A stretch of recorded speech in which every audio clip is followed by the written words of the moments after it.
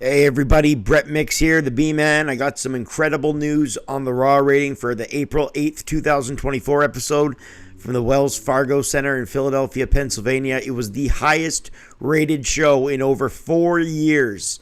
And in the 1849 demo, it was even higher than that. We'll get all into that. We'll go all over it. First, I just want to say, if you're new to my channel, please smash that subscribe button. I'd really appreciate it, as we're a newer channel trying to grow. This was my first WrestleMania with a channel, and I had a blast, and I hope everybody did as well, and they checked out my WrestleMania reviews for night 1 and 2. But for Raw ratings, on the road to Mania, Raw had been drawing numbers like 1.6, 1.7. I'm going to break the numbers down hour by hour and compare them to last year as well, so don't just hear the numbers and leave. It's actually really impressive when broken down, and I'm not just telling you not to leave because of ads or I don't have enough subscribers for the ads, so it's not to make money. I don't make any money on this channel. It's just because I'm just telling you to stay because I just wanted you to see how impressive these numbers are when broken down. As I said, the numbers have been in the mid ones the past half a year, and we're drawing 1.6, 1.7. Well, how about a mid 2.3? That's what Raw did. An actual 2.36 million viewership, to be exact. A pretty high number, 2.3, to say the least. Also, in that ever important 18 to 49 demo, it drew a 0.83. This is off the charts amazing, as I'll compare these numbers to other numbers right now to show you how amazing those two numbers are.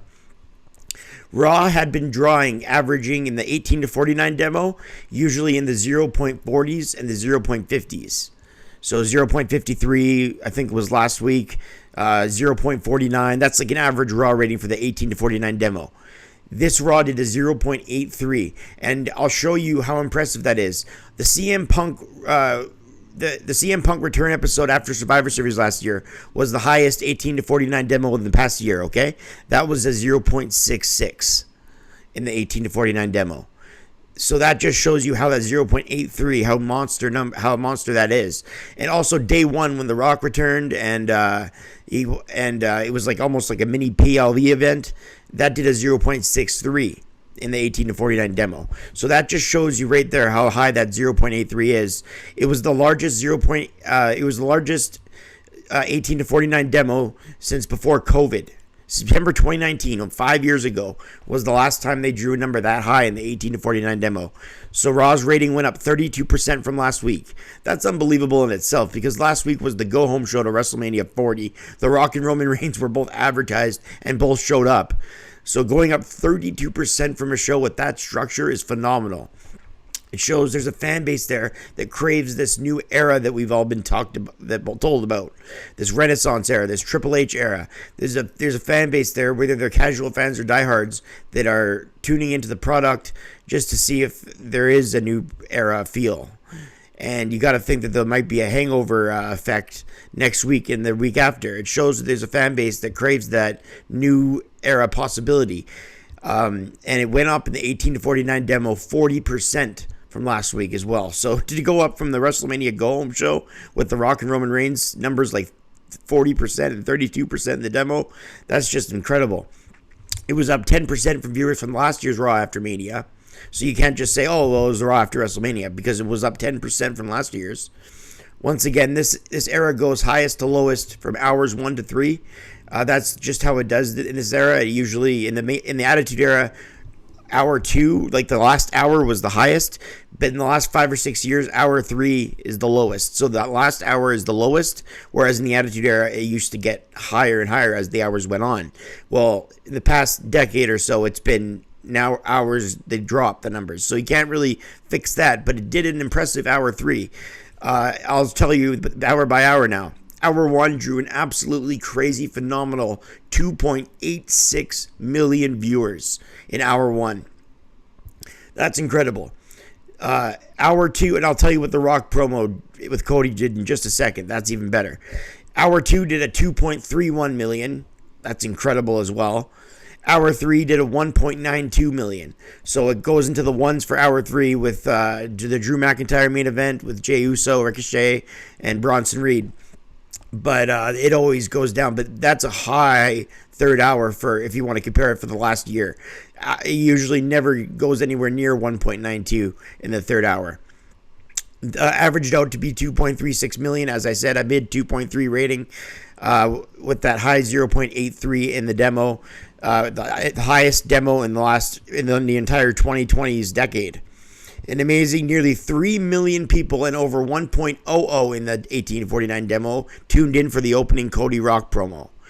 Can they build on this next week? It's doubtful that the Raw will be anywhere near this number next week. Rock said he was going to go away in that promo that did over all that with that whole number, and it was a kind of an awkward promo, so I'm not sure how many of the fans dug that opening promo, but it did set the stage for a future feud between Cody and The Rock. So a lot of fans saw that, meaning when it does happen, the fans will likely be back for it because of that rating for that opening segment. It showed fans really cared about these two guys, and it shows the fans really cared about Cody Rhodes. They broke the gate record for Raw. They broke not the ratings record, but they pretty much, the highest rated Raw in the last half a decade, pretty much. Cody Rhodes, there's a lot of big following for Cody Rhodes. I'm sure some of those fans will tune in next week. Can they peak their heads above a 2 next week? I think that should be the goal. They just did a mid-high 2.3. WrestleMania season is over, but they have a lot of fallout with the new champions. We got a draft coming up. We got a King of the Ring coming up. They can keep interest into the product that way. So we'll see how many people hang over into next week and the week after. It's all about creativity, and Triple H has shown he can be creative. So we'll see where he goes from here. So again, Raw did a 2.36 million, a mid 2.3 rating, and a 0.83 in the 18 to 49 demo. Massive numbers, the highest demo in 5 years, and the highest Raw rating in 4 years. So can't say anything bad about Raw and how it drew. For wrestling fans, people say who cares about the ratings and stuff, but ratings do matter. There's a ripple effect in the locker room. It affects morale. It affects revenue. It affects feel. It affects fans. It depends how fans view the product as well. If ratings are high, people think wrestling is cool, and that's just the way it is. So it does matter. And if you're into ratings and numbers, also on this channel, I do the Monday Night Wars. I took a break from it the last week or two, but I'm going to get right back into it. I'm in early 1997. You don't have to follow along with me, but if you're a fan of the Monday Night Wars, I post Raw versus Nitro. I show you what ratings went against what segment. I post them back to back with each other, what Raw went up against what Nitro, and I review them on this channel. So if you're into that, please, again, hit the subscribe and like.